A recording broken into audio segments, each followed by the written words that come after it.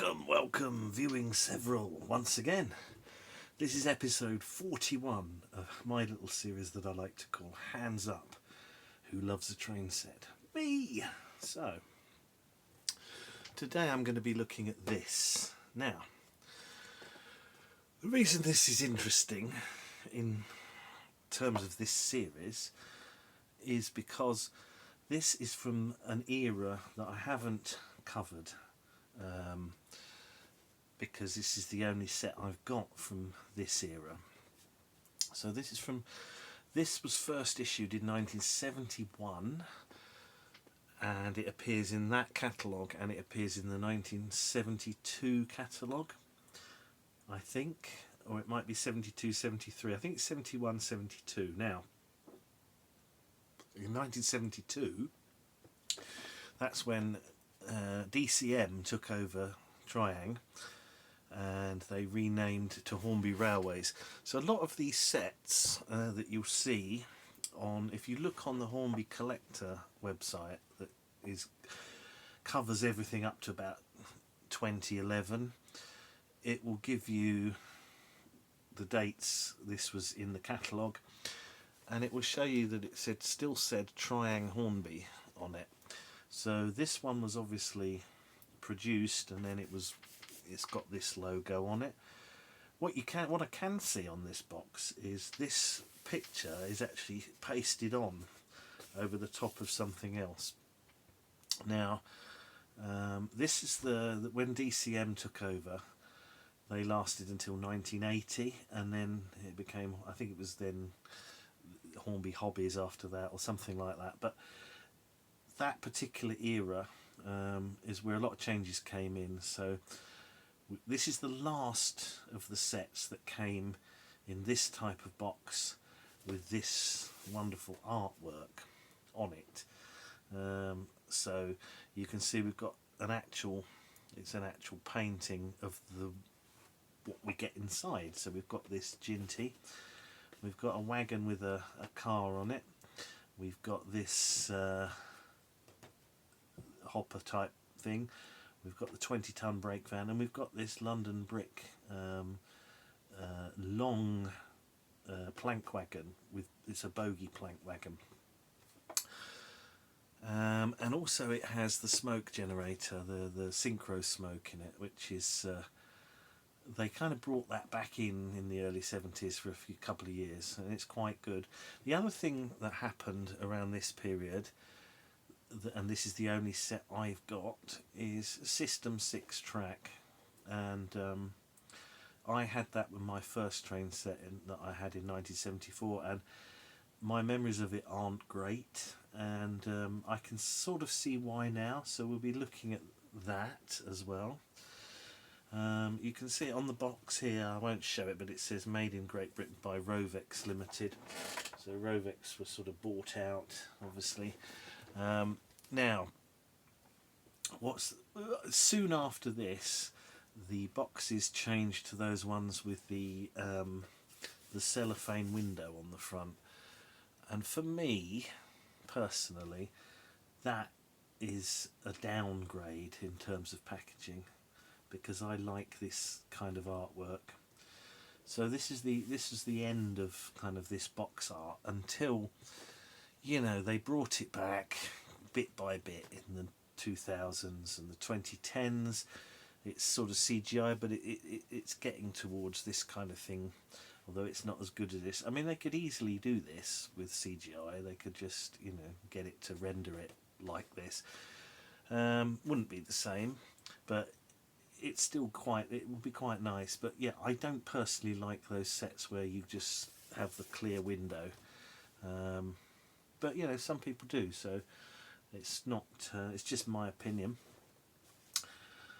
But yeah, so this is a lovely set to have, I think, and we'll have a look inside, shall we?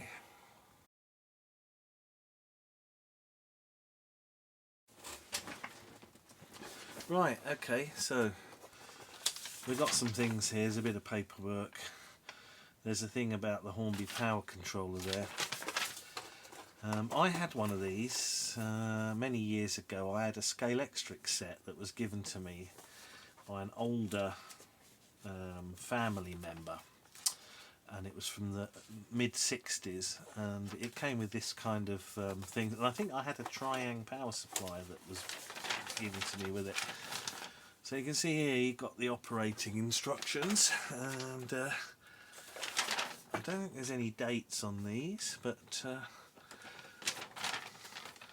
this paperwork is yeah, I mean, it's not as good as the earlier stuff, but yeah, it's still quite interesting. Let's have a look. There's no dates on it. Right, so let's have a look in the set itself. So compare this to some of the more recent sets that I've shown, and you get, I think you get better value with these older sets in some ways, certainly in terms of the train itself. So this is what I'm familiar with. That's the 1952 tooling Ginty 3F 060. What I had in my first set in 1974, and it was this one. By 1976, the tooling had just worn out, so they replaced it with the J83. But 2 years later, they brought out a newly tooled Ginty, which is still survives to this day. I've got a couple of those. I've got one with the DCC fitted that came in a later set, which I haven't reviewed yet, so I've got a digital set I will show. And look how many wagons you get, and you even get a Minix car on this. Now on the box it shows you an ADO 16 four-door car, which would be an Austin 1100. This is clearly a Hillman Minx. It's a Roots Group Audax series, and if you turn it over it tells you it's Hillman Minx. But yeah, when I moved into this house and I dug up the front garden, I found a door from one of these buried in the front garden, because I think there used to be a scrapyard on this site years and years ago in the 60s. And it's very recognisable shape, those cars. Now, the track, this is what I had, this power clip and this System 6 track. Now the System 6, let's have a look, shall we? So these are disappointingly, now when I bought this it didn't come with a full loop, so I bought some bits to complete it. But then when I set it up, I found that one of them wasn't System 6, it was a modern piece, so I've still got one missing. So I might get one at some point to complete it, but probably what I'll do is I'll just keep my eye out at the sales, the jumbles, and you can probably pick one up for peanuts rather than buying it on eBay. So this track, so I've described this before, but I didn't have any to show, and you can see it's got that half sleeper, which is kind of like a carryover from the when you push it together it's supposed to form a whole sleeper, but it's not very good. It doesn't go together that well. Now these are first radius. In the days where you used to get first radius track in a set, which I think they should still give you, really, because I think it's better for beginners. This says made in England. Now when I read about this track I was under the impression that they moved production to Austria with Loco, but it may have been the later track that they did that, so it's certainly going to be steel track. But this is the track I had as a kid, and I remember, look how small the fish plates are. They're really small, and I can remember my mum helping me set it up on the kitchen table or on the floor in the lounge, and her moaning about the fish plates, going, oh, they're terrible. And it was really difficult to put together and keep it reliably connected when I was a kid, and even my mum didn't like it, and I understand now, having played with it again. This is the first time I've seen System 6 track. in like 50 years probably. And yeah, it's there are some shortcomings. Now, it was made to be a more realistic scale track than Super 4, but I actually like Super 4 track. I think Super 4 is brilliant. It's obviously, the rails would be a ridiculous scale size, but it's really robust, it's really reliable, and when I build my shed layout, it's going to have Super 4 track because I've got tons of it and I really like it. So this, I don't know how long this lasted. I think by the late 70s, possibly early 80s, it was gone and they had the more modern stuff. But it was their first attempt, and I think there were some compromises made in order to make it more scalable, and I think try and keep some compatibility with the older system. But I don't know. I think you used to be able to get converter rails that would go from one to the other. But anyway, that's enough about that. But I do try it. But these clips are very poor, and I wasn't able to really get that to reliably work. So I did substitute a modern Hornby, and I got this loop going. But these fish plates, I mean, it just keeps coming.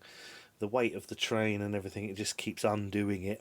And sometimes with older track, it's very hard to get it, unless you're going to nail it down to a board to get it to work reliably. So I'll run it on there, and I'll run it on a modern equivalent, which is a new Hornby first radius, and to show it running on modern track and show the difference. So that's the track. And what we have here also is what you get the additional play value of this level crossing set. Now, I didn't set this up in my test because the limited space on this desk, and these are kind of things that I'm not particularly interested in now, but would have been had I got this 50 years ago. I certainly would have appreciated it more. But yeah, this is, I mean, I'm not really bothered about that. So the wagons, London Brick Company. This is a bit like the long brick wagons that you would get with the old Meccano Hornby stuff that were originally tin plate ones like that. And then you've got this Johnny Walker. I'm not really sure what this is supposed to be. I think it is probably a grain hopper. That is probably, you know, the grain for malting for the whiskey. Again, it's an all right wagon. It's and then this thing, I really do like these because obviously these are the ones that I had when I first. There doesn't appear to be any British Rail insignia on it. May have come off. These things, there's a lot of variation with it, even within this same tooling. This one actually says Hornby on it, made in England. Many of them say Triang or Hornby Triang or Triang Railways. It's got the SS to indicate it's got a smoke unit. You can tell it's a smoke one anyway because there's the screw there which holds the body onto the chassis. I think, if I remember rightly, the earlier ones have a long screw inside the funnel, which obviously the smoke unit has to come, the smoke's got to come out there, so they moved it to there. And like all these older, shorter jinties, you can see the motor, it's an XO3 or an XO4, I think an XO3, and you can see it inside the cab. The later jinty, the later tooling, from 1978, you can see through the cab, and I think there's some very simple cab detail inside. But yeah, these are the Triang ones, and I probably at some point I'll probably show for comparison purposes. Maybe in the cut I'll just show it next to the later tooling just to show that. But I might save that for a later video. So when I got this, so the other thing to notice about this is, which I haven't done, is I've not looked under the tray. There's nothing under there, but this is plastic moulded It's in the yellow colour that you would get in a lot of Triangle Hornby sets from the 50s and 60s. So this is just before they went to that polystyrene stuff. So in my set that I got was in 1974, it had polystyrene tray, and that was because it had the cellophane window that you could see through. So completely different style of box. So this is kind of like the last gasp of box artwork and this type of layout inside the box. But I think it's rather nice. I really do like this, and sets from this era don't seem to be as plentiful, because I've been collecting on and off for a while now, and I rarely see ones from the early 70s like this. You know, I just haven't seen very many at all. They've usually got cardboard inserts, and they're from the late 60s. And then when you get into the early 70s, there's a kind of, I don't know, it may just be my experience, they seem to go missing a bit, and then it picks up in like 77, 78 onwards. You've got more sets, and they're in the new style packaging. So there we have it. So what we'll do is, when I got this, it wasn't a non-runner, it's a runner, but it needed a service. So we'll do a little bit about servicing it and putting some smoke oil in it, and then we'll set it up and run it. First of all on this set of track, and then on a modern set of track, so we can see the difference. But yeah, I think it's a lovely set, and let's have a look in more detail at the Loco, shall we?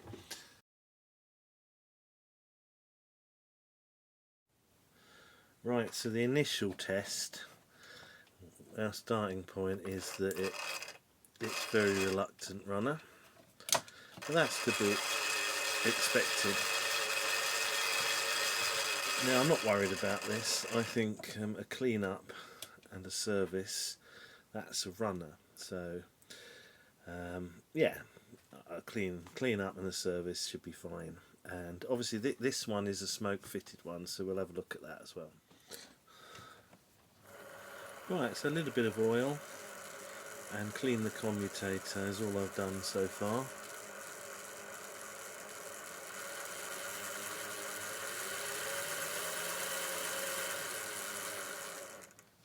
That's actually not too bad.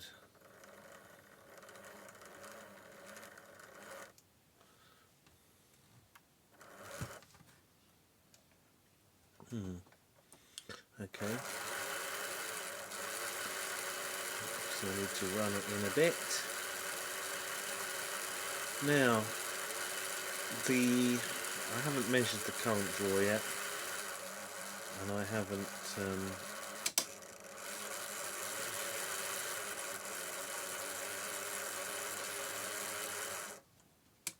decided if I'm going to remag it, because the magnet is alright.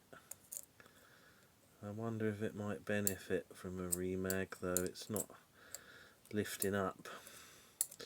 So maybe we'll do that as well at some point. But that's a runner. So the next step will be to decide if we're going to remag it, and then get some smoke oil in, have a look inside the smoke generator and get some smoke oil in there and see if that works. In some ways, if it's drawing a lot more current, it might make the smoke work at a lower speed. So with these things, they're a bit at slow speeds. These smoke generators don't work that well, because they don't get hot enough. Right, so here we are. The smoke is working. It's chuffing away nicely. I'll put that toolbox behind there so you can see the smoke. Let's see if I can. Yeah, I mean, it's the thing with these smoke generators. They're pretty cool, but they don't tend to work at the lower speeds that well.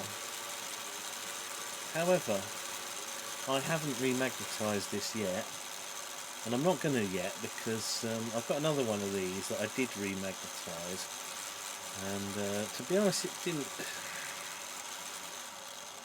make a massive amount of difference. So I'm gonna hold off doing that because it's quite late now. So I might do this another day. But as you can see, once you give it plenty of current, that smoke generator's puffing away like a good one.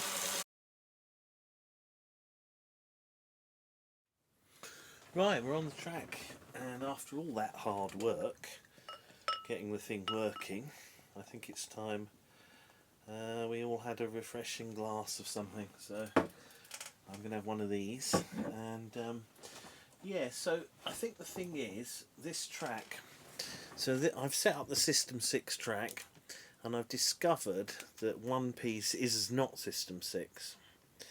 And I'm like, ugh, I'm going to have to order another one to complete the circuit, which I may well do. But also, this track is the first track I had when I was 4 years old in 1974, and it isn't actually very good. The fish plates are tiny.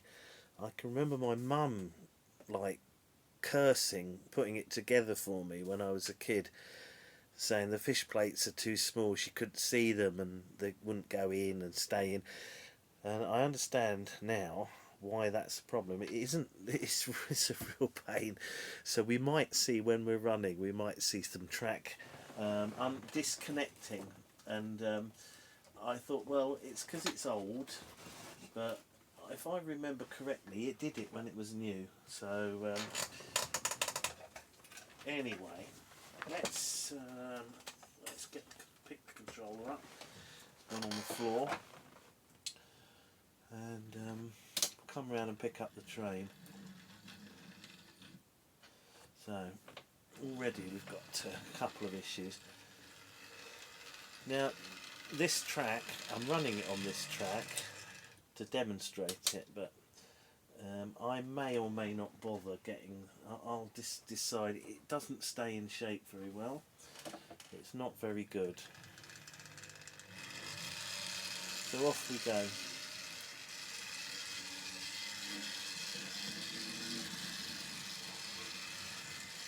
Now this will run much nicer on some of my more modern track loops that I have on here.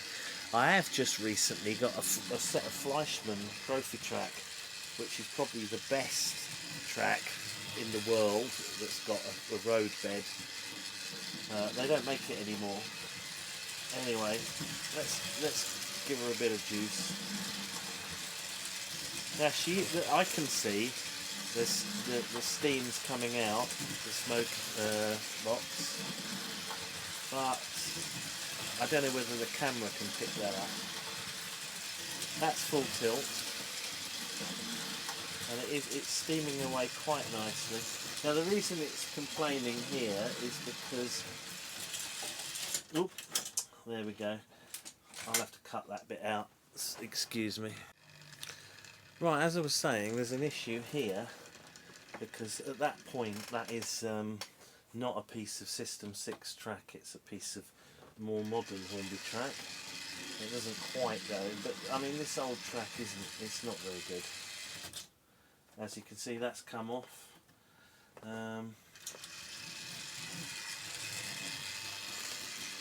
Just try and, you get one join together and another one comes apart. This is the exact engine I had, a Ginty, and the exact track, and I had a battery controller which was even worse. So this reminds me, this is very much going back in time, and to those frustrating days of trying to run this either on the kitchen table, which probably wasn't big enough at the time, or on the one of the floors, my bedroom floor. Now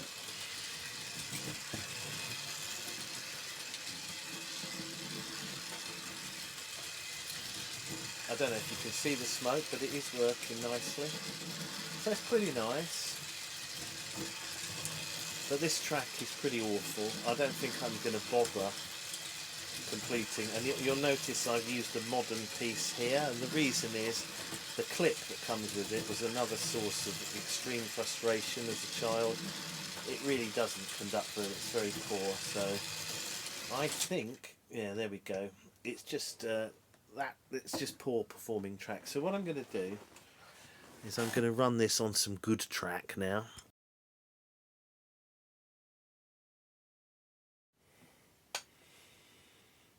Right, so what we've got here is a modern loop of Hornby first radius. It's the equivalent to the old track because it is R605, first radius 1 curves and 2 R600s effectively, although this one I'm using the power. So it probably will run a bit better than the older track. We'll bring it round and off we go. Start her off.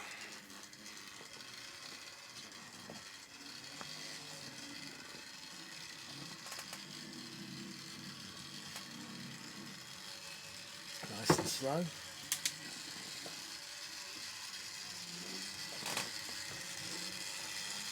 Get a bit of speed in to warm her up. Now, the smoke is working.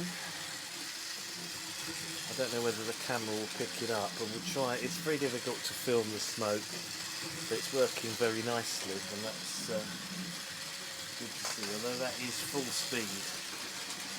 Now, I probably will, at some point, measure the current draw and remagnetise the motor magnet, but for now that's smoking away nicely, and there's no point in going any faster than that because we're on first radius. So I'm going to slow down a bit, and it's still puffing smoke, but I suspect that will kind of quietens down a bit because it's harder to see at those lower speeds. So there we go.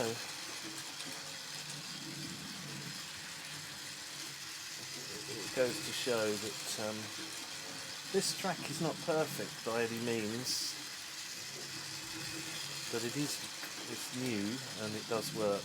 So before I get too high on the smoke oil fumes, I'm going to bring it to a stop and we'll do some closing shots. So this set I think is really lovely. The smoke is an added bonus. It's kind of 1 or 2 years before my set. So I've reviewed a lot of starter sets, and the later Hornby ones, they have the Holden locomotive. But for me, this is what I had. The 1952 tooling of the Ginty. Didn't have the smoke unit in mine, but it was pretty much this. But you can see with a set like this, you've got 3 wagons plus a brake van. Now this brake van's been broken, but you know, it's been played with. That's fair enough. So when you compare it to the starter sets you get now, you do get a bigger radius of track. Although I actually think Hornby should sell more sets with radius 1, because obviously they have their track mat system and their track pack system, which is supposed to make it easy to get into the thing and expand it. But to be honest, I don't see why they can't do a track expansion system based on radius 1, because for a lot of kids, you know, or people coming into getting their first set, having a 3rd radius track with a tiny Loco and a couple of wagons, I just don't think it works as well. I think a train this length, and it's an 060 not an 040, goes around first radius. The first radius will fit on a lot of desks and tabletops, and I think it's just a better looking, better performing set as a whole with this than what you get now, which is maybe 2 wagons and an 040 and a huge radius of track. But anyway, this set, I really, really like it. I think it's lovely, and the fact that the steam, the smoke generator is still working after more than 50 years, I think is really good. So what I'm going to do is I'll do some closer shots, and I'll see if I can get some shots of the steamer, the smoke coming out. We'll just see, and then yeah. So I hope you enjoyed that, and I'll see you in the next one.